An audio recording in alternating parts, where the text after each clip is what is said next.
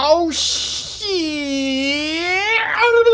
You know what it's time to talk about? It's time to talk about the time when the planet had a 360-day calendar. Yes, no, I'm not crazy. This is literally a thing. You know what's funny? When I went to go look for extra research just to kind of build up a case that really goes over all of this, I found so much stuff that literally proves that there was a 360-day calendar in the past that it was embarrassing. It's so embarrassing that the fact that our current historians don't acknowledge it in any meaningful way is pretty much all the proof anybody needs, as far as I'm concerned, to prove how corrupt that entire academic situation is. That whole institution in the mainstream that, you know, is where all of the lies basically come from. Yeah, it's all garbage. Like, this is one of those subjects that essentially proves that. Given the fact that there is so much information regarding a 360-day calendar throughout all of our ancestors' histories, okay? This isn't like one or two cultures that, oh yeah, they have a 360-day calendar. I keep saying degrees. Degrees, ironically, actually play quite a heavy role in this as well, or at least it is a very interesting situation with respect to a 360-day calendar. All right, so to do this show, I could read all kinds of stuff, because I mean, this stuff is everywhere, especially if you go looking back at like the early 1900s, 1800s books that are written about all kinds of cultures. I mean, the reality is it's all over the place. So instead of giving a million different sources to prove this, I mean, I'll still do that kind of throughout this video, and maybe another video. I don't know. This subject, it's funny because it's simple, but it's complex, and the ramifications of what we're discussing here are quite profound, actually. So what I'll do is I'll have Velikovsky lead on this. The reason why is because Velikovsky, in his book Worlds in Collision, he goes over this because it plays a huge part of catastrophism and history, and he says it fantastically. So let me do that. Yeah, let's do that. Let's use Velikovsky to frame all of this up, and then this will probably take up this whole show, and then we'll do another part that will go over the other sources that will corroborate this part, probably. Although that will depend on if the voices won't shut up, but we'll see what happens. All right, so let's lead off with Velikovsky. Let's see what he says. I mean, this dude says it great anyway, so let's read him and then we will comment. I will comment. There is no we. I will make comments. You know what? Let's do it like this. I will read Velikovsky, and then I will interject my other sources that I have into what he lays down, and then we'll see what the time looks like from there. The year of 360 days. Prior to the last series of cataclysms, when, as we assume, the globe spun on an axis pointed in a different direction in space, with its poles at a different location on a different orbit, the year could not have been the same as it has been since. And that's 100% true. And that statement is all true. We know for a fact that the pole has moved and is moving. But this is not up for debate. We have it right now. So anybody who wants to fight that, good luck. You've already lost. All right. Yeah, I gotta calm down. All right, calming down. Sorry, this stuff irritates the absolute crap out of me when like anybody tries to fight this stuff. It's like, it's right there, man. Look at Earth. Earth is a junk pile of garbage. If you think that catastrophes have not happened to Earth, you've lost your mind. All right, moving on. Numerous evidences are preserved which prove that prior to the year of 365 days, the year was only 360 days long. Nor was that year of 360 days primordial. It was a transitional form between a year of still fewer days and the present year. So that's really important to understand, because we were hit with so many different kinds of planet-altering cataclysms. Our calendar would have absolutely necessarily been altered as well. And the further back we go, what's interesting, there's a point to where there's not even a concept of a calendar.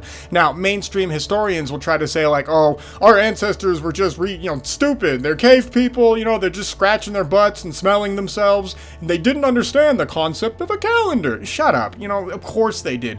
The reason why there was no calendar at a certain point in time in human history is simply because we didn't need one. The concept of a calendar in the way we understand it now was completely irrelevant at a certain point in time. Yes, I have anger issues when it comes to the mainstream. I will try to stop.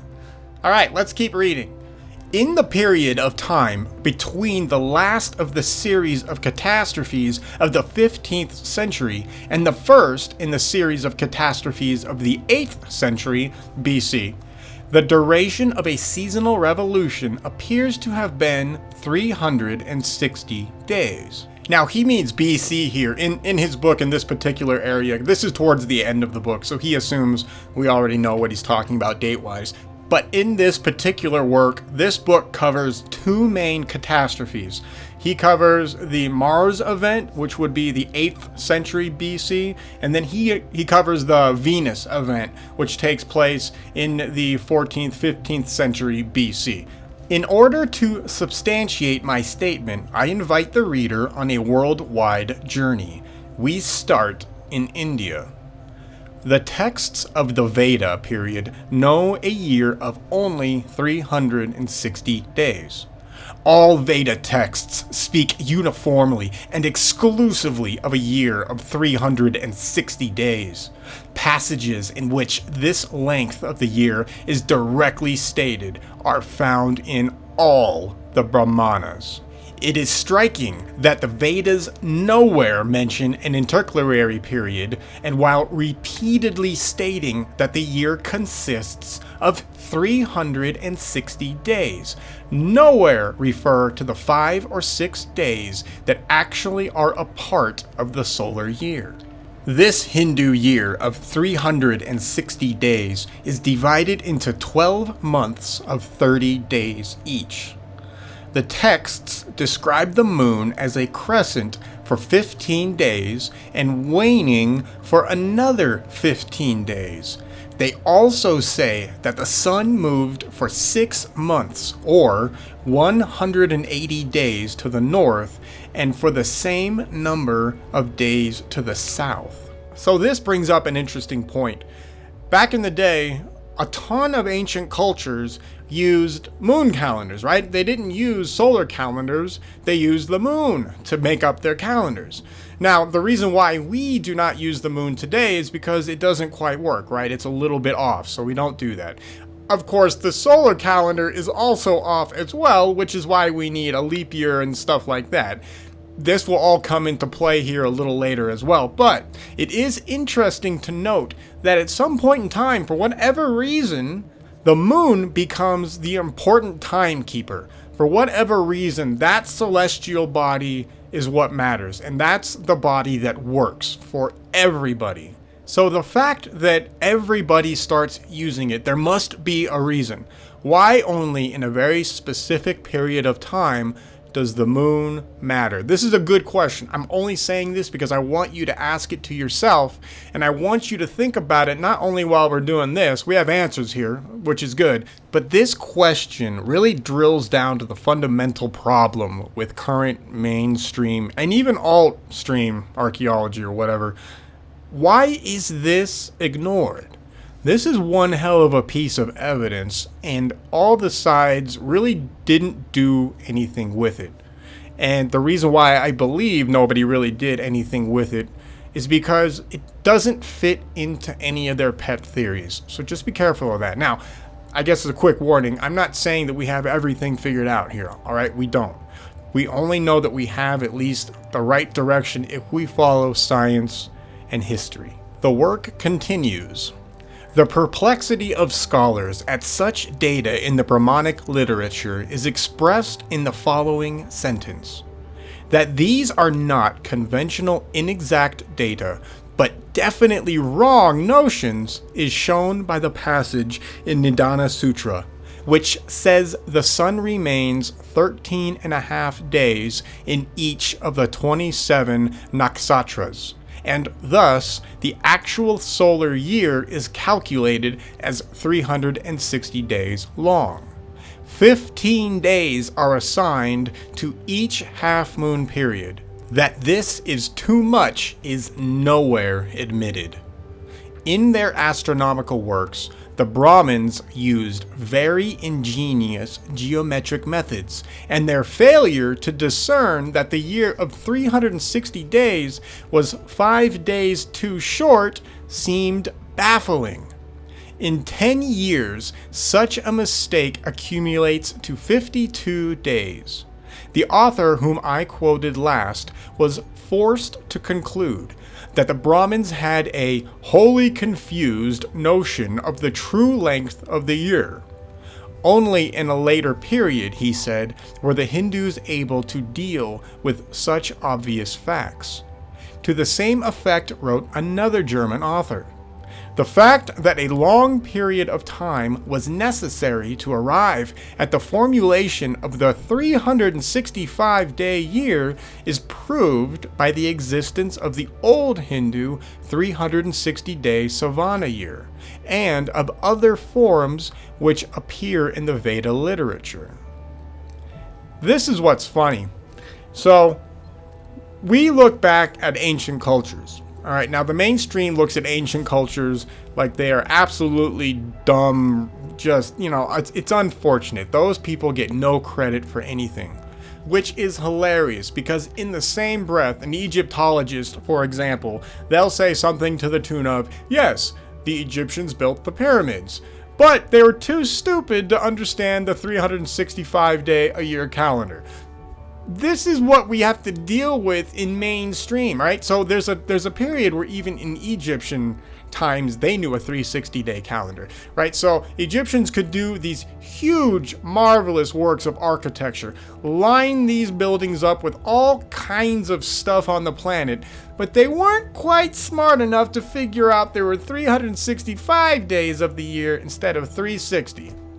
Really, that's what we're gonna go with, and that's what they go with. The mainstream literally has no self-awareness and no self-respect.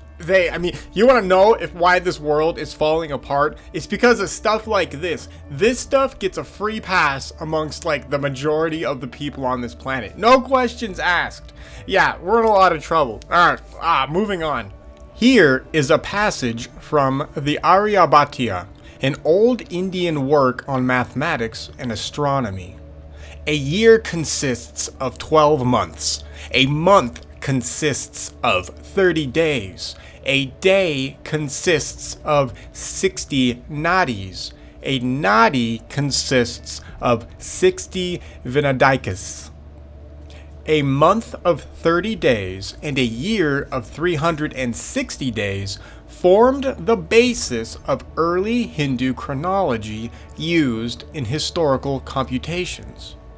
The Brahmins were aware that the length of the year, of the month, and the day changed with every new world age.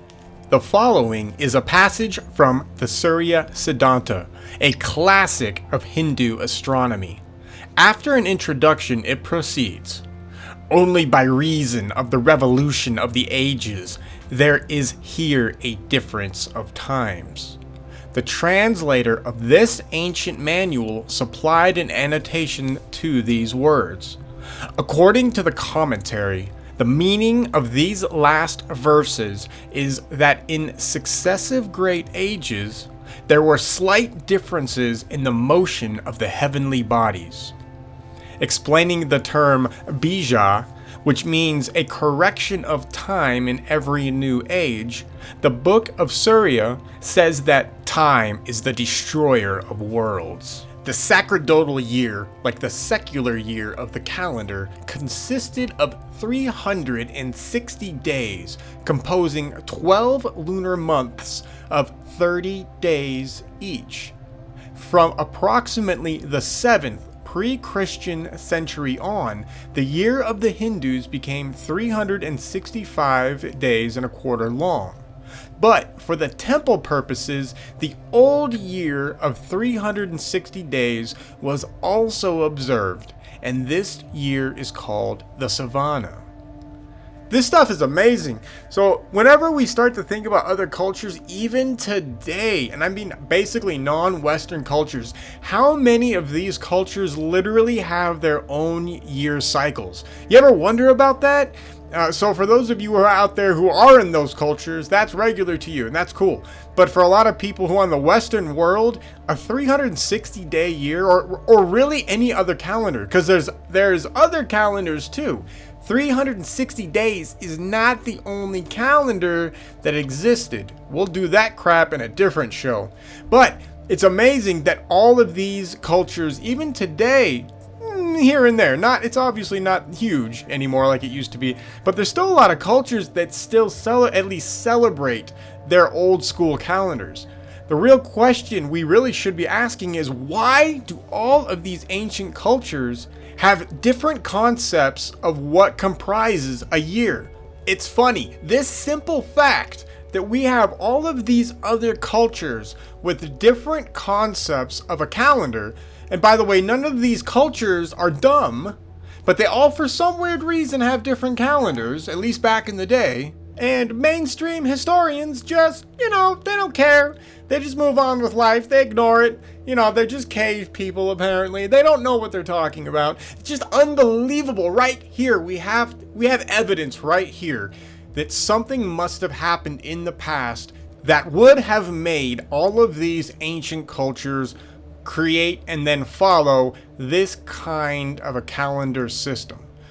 Why is this being ignored by the mainstream? It's just unbelievable. You have tons of evidence for something that happened and it's right. Okay, all right, we're gonna finish with some Bellicon. All right, we'll keep going.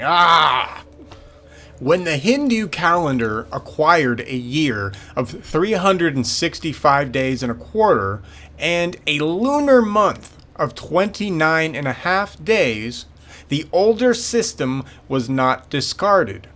The natural month, containing about 29 and a half days mean solar time, is then divided into 30 lunar days, or tithi.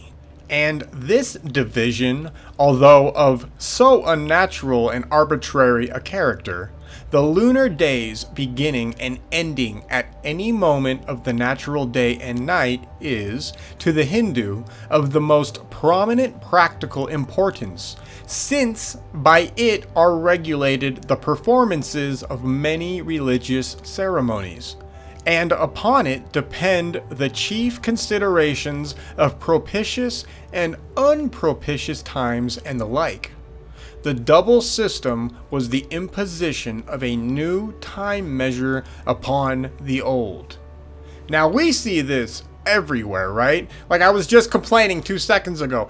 We see in a ton of ancient cultures today where we have people celebrating, or ancient, people nowadays celebrating their ancestors' old school calendar, right?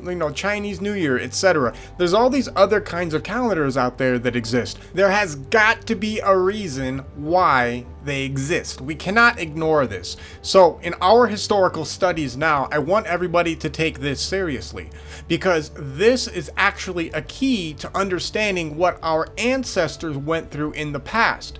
What we can infer from this, first of all, is that there had to have been multiple times at this point where the Earth did not revolve around the sun in 365 days. We have to face this fact. In fact, the 365-day calendar is a very new phenomena, relatively speaking, in history. We don't have 365 days up until about 1,000-ish or so years ago. Maybe 2,000-ish years. We'll get into chronology later. That's a whole other subject as well. But what we do have to acknowledge, we're not dealing with a 365-day-a-year calendar in the past. Why? What could possibly change that? The only explanation that the mainstream can give us is that our ancestors were just cave monkeys. Alright, we're not going to accept that though. We can't accept that anymore. We know for a fact that our ancestors were basically like us, more or less. To look at us and be like, oh hey, they would have just been monkeys scratching themselves? No, they would have been figuring stuff out. They would have had to have figured stuff out, because otherwise farming, religion, all of that stuff wouldn't have worked. It would have been obvious to thinking people back in the day, even if you think they aren't that smart, which is ridiculous considering all of the things that they accomplished, all of the structures that they built, all of the crazy stuff we have to acknowledge that our ancestors, at the very least, weren't stupid and definitely made a real attempt We have to acknowledge that our ancestors would have absolutely made a really good attempt at creating a calendar, and of course that's what we see all throughout history. Now we only have so many examples of their calendars, but it's obvious that they knew what they were doing and they weren't dumb. So why would they have a 360-day calendar? 5 days off, they would have figured that out only in a few years. It wouldn't have taken any time at all for seasons to obviously have been wrong, and they would have compensated, but they didn't. So why didn't they compensate? There must have been a reason why they stuck to a 360-day calendar. And that reason is simple. It's because the year was 360 days for a period of time not too far back in our past. Now what changes this? And in fact, what even brings on the 360-day calendar? Let's go back to Velikovsky, we'll read what he has to say, and then we'll keep going. The ancient Persian year was composed of 360 days, or 12 months of 30 days each. In the 7th century, 5 Gotha days were added to the calendar. In the Bundahis, a sacred book of the Persians, the 180 successive appearances of the sun from the winter solstice to the summer solstice and from the summer solstice to the next winter solstice are described in these words. There are 180 apertures, Rogan, in the east, and 180 in the west. And the sun every day comes in through an aperture and goes out through an aperture. It comes back to Verik in 360 days and 5 Gotha days. Gotha days are 5 supplementary days added to the last of the 12 months of 30 days each to complete the year. For these days, no additional apertures are provided. This arrangement seems to indicate that the idea of the apertures is older than the rectification of the calendar, which added the 5 Gotha days to an original year of 360 days. The old Babylonian year was composed of 360 days. The astronomical tablets from the period antedating the Neo-Babylonian Empire compute the year at so many days, without mention of additional days. The ancient Babylonian year had only 360 days, was known before the cuneiform script was deciphered. Ctesias wrote that the walls of Babylon were 360 furlongs in compass, as many days as there had been days in the year. The zodiac of the Babylonians was divided into 36 decans, a decan being the space the sun covered in relation to fixed stars during a 10-day period. However, the 36 decans with their decades require a year of only 360 days. To explain this apparently arbitrary length of the zodiacal path, the following conjecture was made. At first, the astronomers of Babylon recognized a year of 360 days, and the division of a circle into 360 degrees must have indicated the path traversed by the sun each day in its assumed circling of Earth. This left over 5 degrees of the zodiac unaccounted for. Now this is the amazing part right here. So the mainstream is more than happy to say that Babylonians had all this geometrical knowledge, right? They understood the concept of 360 degrees. But they weren't smart enough to understand how to make an actual calendar. This is the problem that we see in mainstream history. This is where things just get absolutely ridiculous. We cannot, in good faith, look back at all of these ancient cultures and ascribe to them these amazing feats of intellectual prowess, and then also say in the same sentence that they were too stupid to figure out the 365-day calendar.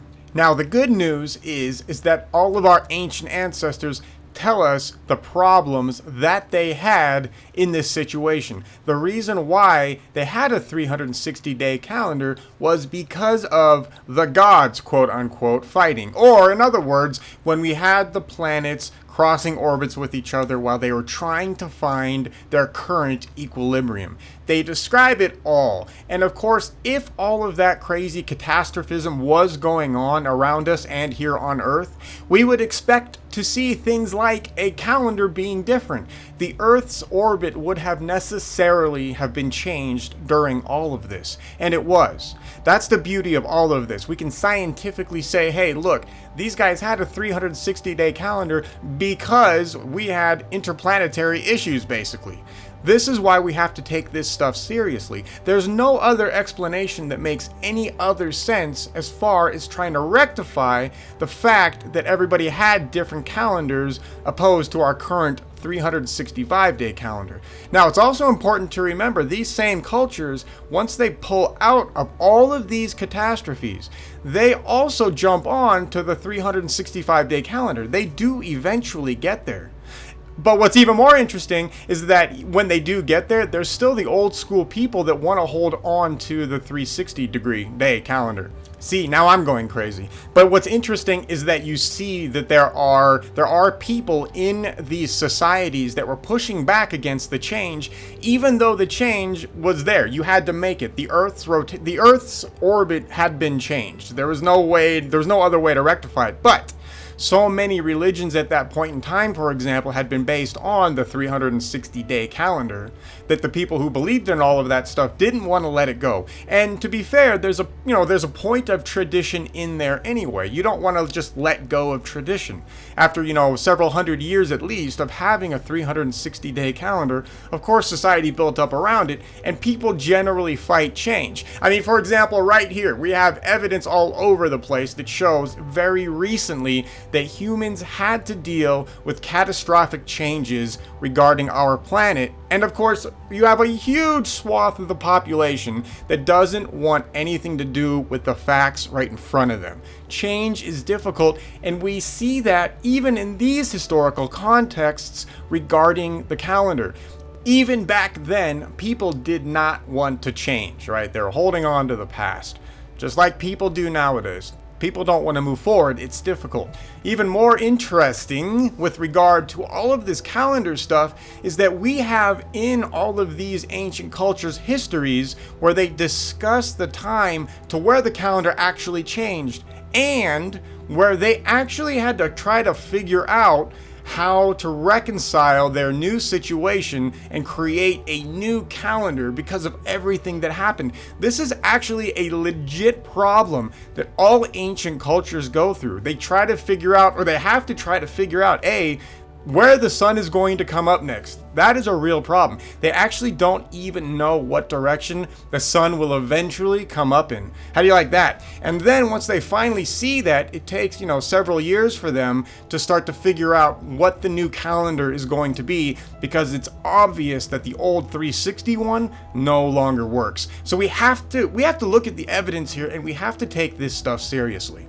Now, I'm going to end this here because there is a ton more to go about all these calendars, so we'll make this part 1. So don't forget, when you look at these ancient histories, look at what they're dealing with in a realistic context. When you read these mythologies or these legends or whatever they want to call it, instead of thinking they're fake, actually put yourself in that position, exchange the word gods for planets, and then try to imagine yourself being in the middle of all of these problems and think about how you and other humans in your society would react to all of this stuff going on.